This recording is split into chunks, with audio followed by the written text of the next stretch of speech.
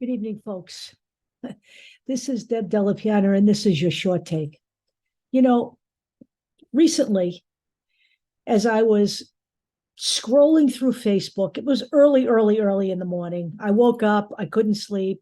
Of course, my first instinct is to look at my phone. So I see a statement from somebody on my friends list that the division is killing us. We need to meet the Republicans halfway.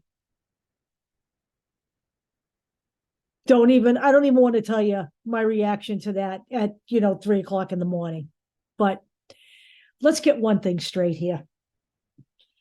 The days of meeting the Republicans halfway have been gone since 2017. Just so everyone understands,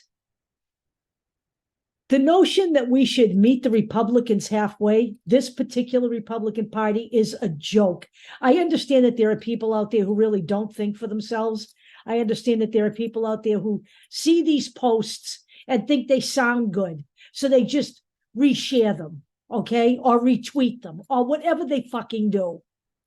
But let me just explain something to you. The current situation that we are in right this minute, and it has been a situation we have been in since before the midterms, is that we are teetering on the brink of fascism. So to suggest that we meet the GOP halfway is saying that we can handle a little fascism. A little fascism is okay.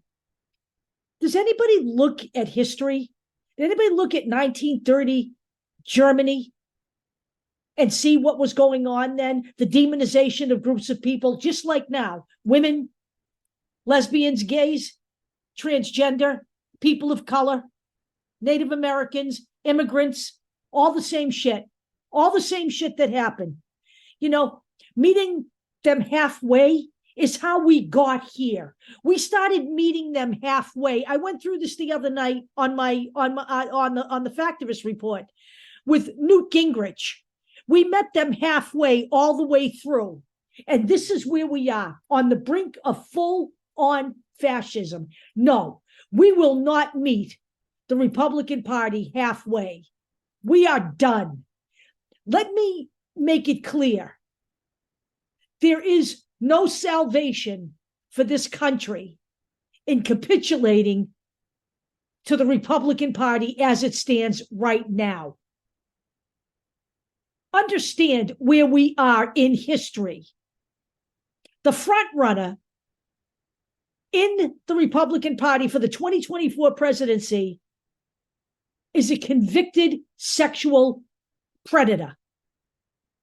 He lost his case. He is an official sexual predator. He doesn't have to register because it was a civil case, but he is an official sexual predator.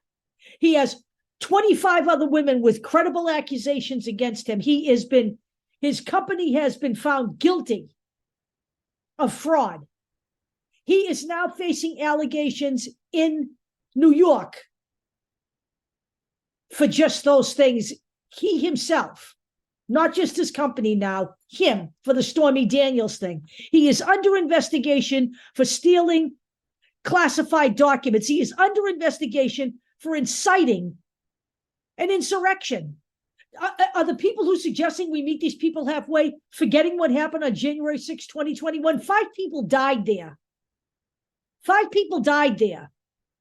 Just in case you need to be reminded, I'll put all of the videos in from that insurrection so you understand what happened. This is what you are suggesting, that we meet halfway. We are now in a manufactured crisis because the fascist Republican Party is intent on protecting billionaires at the expense of the American people. Let me just take a few minutes to read to you the demands that Kevin McCarthy is making to stave off the default of this government. Just hang on a minute. I'm going to read them to you. Eliminate Pell Grants for 80,000 students and reduce grant funding for millions of others. Remove access to Head Start programs and childcare to 300,000 children. Cut funding for 2,000 border agents, 11,000 FBI personnel, and hundreds of police. They're supposedly for the blue, right? They're supposedly concerned about immigrants, but they want to get rid of 2,000 border agents. Shut down 125 air traffic control towers.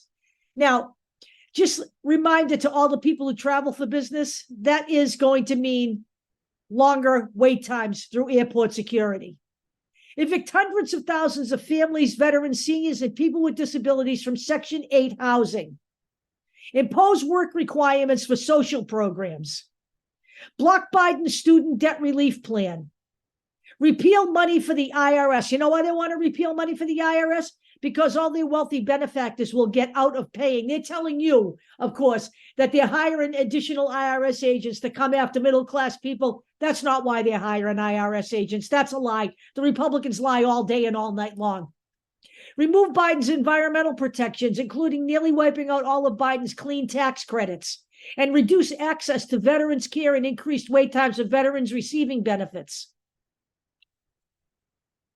What the Republican Party is doing is holding the American people hostage, the average American person hostage, for the benefit of their wealthy friends. Because when Joe Biden suggested they could repeal the tax breaks for billionaires, they refused to do so.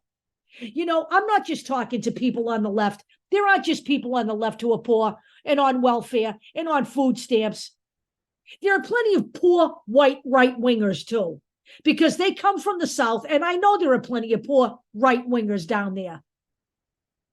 If you're a Donald Trump supporter and you're living in a trailer park or you're living in Section 8 housing right now, these people are doing nothing for you. But these are Donald Trump's followers. Donald Trump would not allow you in Mar-a-Lago. All he cares about is your goddamn vote.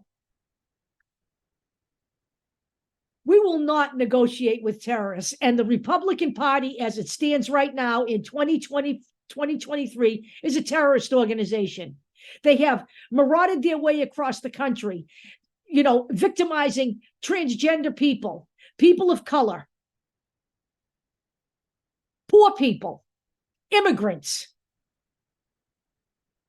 Marjorie Taylor Greene wants to impeach one of the prosecutors in Washington, D.C., because he has prosecuted insurrectionists after January 6th. Get a clue, people. We will not meet the fucking Republican Party halfway. It is unacceptable. And I'm pretty sure the person that made this suggestion that I found on my Facebook timeline is not rolling in dough. No, I'm sorry, folks. The division is not killing this country. What is killing this country are the same people that are killing democracy, and that's the GOP. Carrie Lake is out there saying that Donald Trump is so strong, he doesn't even need a vice president. She's essentially saying we should anoint him king.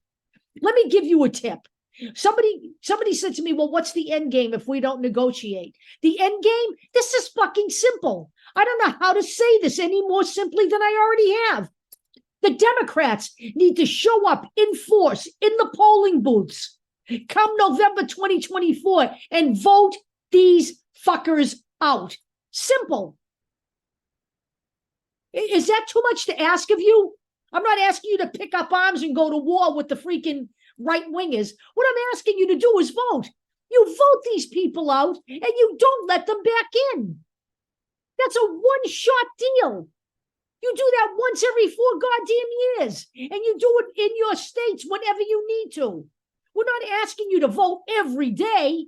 We're asking you to show up once, and then once at the midterms, and then once again 2 years later. So every couple of years you have to do this. Can you muster that? It's not that difficult. Because I'll tell you what, you let them win back power, this will be the last free and fair election you will ever see. We will absolutely not meet them halfway. This is not something you fucking deal with. Fascism is not something you embrace and work with. It is something you fight against. I'll talk to you all later.